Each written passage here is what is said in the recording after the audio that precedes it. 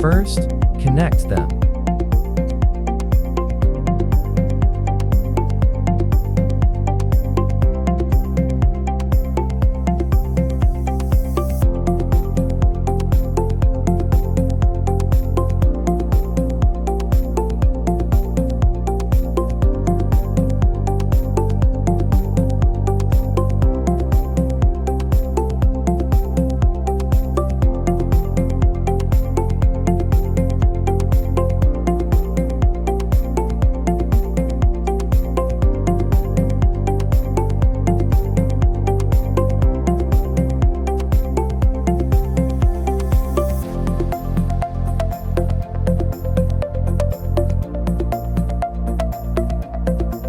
Plug in the dongle into the computer.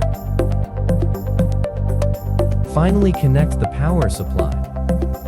Then open the PAMFlash software on the computer.